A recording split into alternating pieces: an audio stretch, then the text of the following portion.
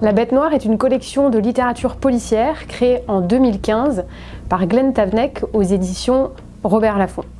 C'est une collection de genre qui a à cœur de parler à la fois aux inconditionnels du genre, mais aussi aux néophytes. C'est une collection qui se caractérise par sa diversité et son éclectisme. Vous y trouverez toutes les nuances du noir, du polar historique, du thriller, du cozy crime, du fait divers et bientôt de l'épouvante. C'est une collection qui est aussi paritaire, nous y publions autant d'hommes que de femmes et nous aimons, parce que nous sommes très curieux, faire cohabiter nos auteurs français avec nos auteurs étrangers. Vous y trouverez donc des auteurs venus de Suède, des États-Unis, d'Angleterre, d'Italie, plus récemment de Russie et bientôt du Groenland. Aujourd'hui, vous allez rencontrer deux auteurs emblématiques de la Bête Noire, Romain Slocombe, qui est là depuis les débuts de la collection et qui est notre auteur phare en polar historique. Et d'autre part, vous allez faire la connaissance de Thibaut Solano, qui a commencé chez nous avec des polars qui se passaient en région et qui a une vraie passion pour l'horreur et l'épouvante et qui va vous offrir un livre qui vous fera frissonner.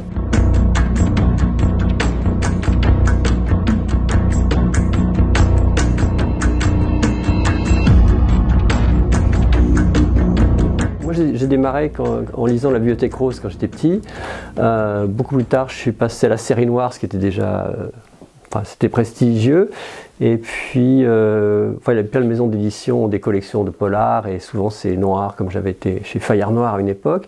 Et là, quand on m'a proposé La Bête Noire, j'ai dit c'est formidable, c'est l'absolu contraire de La Bibliothèque Rose. Ce que je fais, c'est des livres qui sont des gros trucs, des bêtes en un sens, et qui sont bien noirs. Comme je me suis bien entendu avec les gens à La Bête Noire, j'ai continué. Toujours dans la série d'Inspecteur Sadorski, puisque toutes les bêtes noires que j'ai écrites, on avait démarré avec l'affaire Léon Sadorski, donc il y a toujours Sadorski dans le titre, hein, c'est mon maigret à moi. Et donc le prochain s'appelle Les Revenants de l'inspecteur Sadorski. Ça va se passer au printemps 1945, et c'est l'époque où les gens reviennent des camps. Enfin, les prisonniers reviennent, les déportés reviennent, et puis d'autres qu'on attend ne reviendront pas. Il y a aussi l'idée de fantômes, évidemment, parce qu'il y a des gens qui reviennent presque à l'état de fantôme, et donc il va y avoir un cas de hantise. Je fais quelquefois de très légères incursions dans le fantastique, et là c'est le folklore juif qui m'a apporté une idée à ce sujet. Enfin, j'en dis pas trop,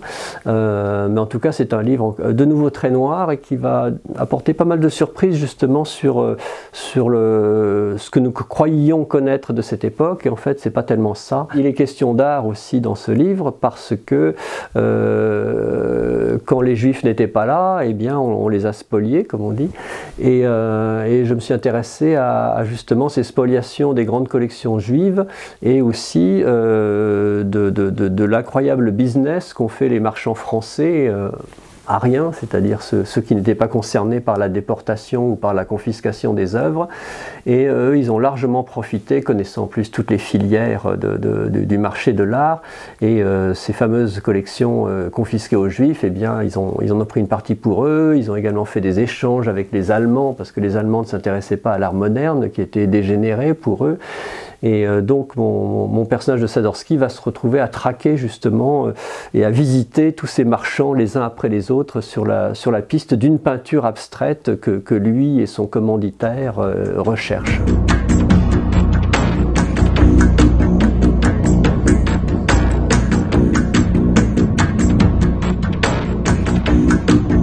C'est une collection qui m'a accueilli à la fin des années 2010 maintenant, et qui pour moi représente une grande palette de tout ce qu'on trouve en littérature noire, le polar historique, le cozy mystery, le thriller à l'américaine, le thriller bien ancré dans nos régions, comme c'est ce que je fais moi. C'est une collection qui repose beaucoup sur la personnalité de ces auteurs qui sont suivis au fil de leur œuvre, et ça donne voilà, cet aspect très varié dans ce qui est proposé.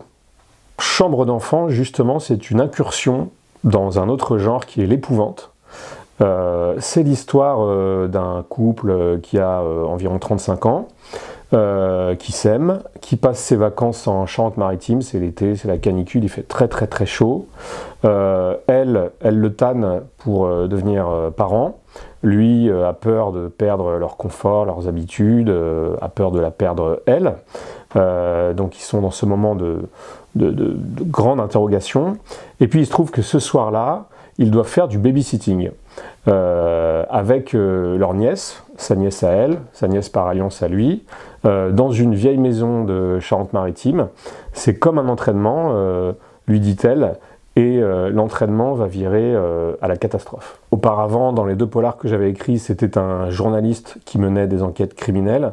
Cette fois, c'est un auteur, un écrivain, mais un écrivain qui écrit dans l'ombre, qu'on ne retrouve même pas dans la signature du livre, qui écrit les mémoires de telle starlette de télé-réalité, qui n'est pas forcément complètement épanoui dans sa vie. Il ressemble quand même à Simon, mais c'est un peu un autre personnage.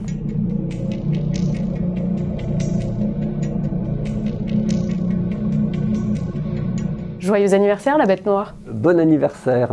Bon anniversaire, la Bête Noire.